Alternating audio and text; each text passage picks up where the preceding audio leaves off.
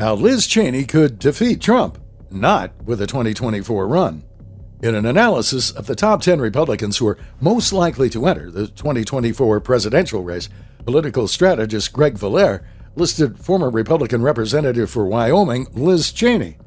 Valliere argued that Cheney is likely to run as a dark horse candidate in the Republican primary, even if the polls suggest that Cheney doesn't have a shot at winning the nomination. Unlike Florida Governor Ron DeSantis, who has refrained from directing attacks back at former President Donald Trump, and who can attract Trump's Republican base with his populist conservative approach, Cheney remains hugely unpopular.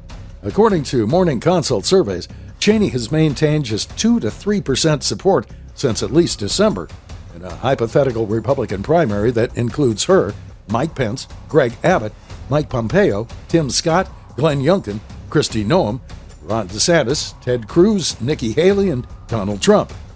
In recent months, news about Cheney has died down. Little has been said about a prospective 2024 run, or even how she intends to continue her campaign to delegitimize former President Donald Trump.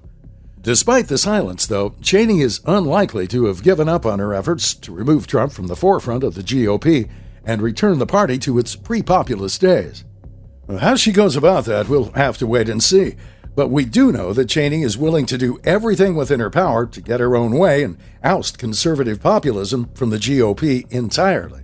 Cheney has already proven just how willing she is to work with the Democrats to hurt former President Donald Trump and his backers in the Republican Party. Cheney was not only the top Republican on former House Speaker Nancy Pelosi's politically charged January 6th committee, but she even helped Democrats campaign in last year's midterms.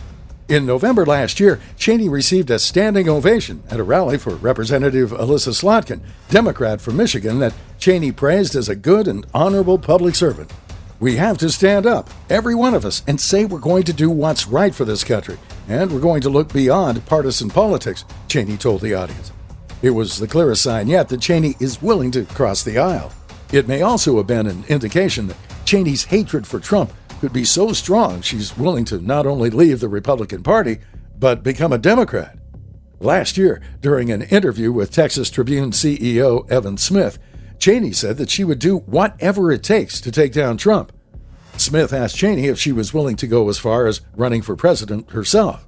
"I certainly will do whatever it takes to make sure Donald Trump isn't anywhere close to the Oval Office," Cheney said, adding that she would ultimately leave the party if Trump does get the nomination again in 2024. "I'm going to make sure make sure he's not the nominee, and if he is the nominee, I won't be a Republican," Cheney said. Cheney's comments suggest that if she is to ever go so far as joining the Democrats, it'll be after the 2024 GOP presidential primary process is over, and it probably means she won't run as a Democrat for president, as some may have speculated. But even if Cheney were to leave the GOP, and if she were to join the Democrats, her anti-Trump credentials probably won't be enough to make her a powerful figure within the party. Hating Trump will only get Liz Cheney so far within the Democratic Party. Ultimately, the former Congresswoman from Wyoming is a conservative, at least more conservative than her new allies within the Democratic Party. Democrats in Congress and the activists that get them elected struggled enough dealing with Senators Joe Manchin and Kyrsten Sinema, standing in the way of President Joe Biden's hard left agenda the last 2 years. Being anti-Trump will only win Cheney so much favor with Democrats until she, hypothetically, becomes a force akin to both Manchin and Sinema within their party. If Cheney truly intends to disrupt Trump's efforts to take the 2024 GOP nomination, she'd be wise to skip the games with the Democrats and avoid her own 2024 run. A Cheney candidacy in a crowded GOP field would split the anti-Trump vote within the party. Liz Cheney may also be wise to use whatever influence she has left within the party to discourage anti-Trump candidates from running their own campaigns for too long, and instead rally around Trump's biggest competition. A head-to-head race between Trump and a staunchly conservative candidate with less baggage could see the former president lose. Faced with a crowded field of candidates, Trump is likely to win with a plurality of the vote, just as he did in 2016.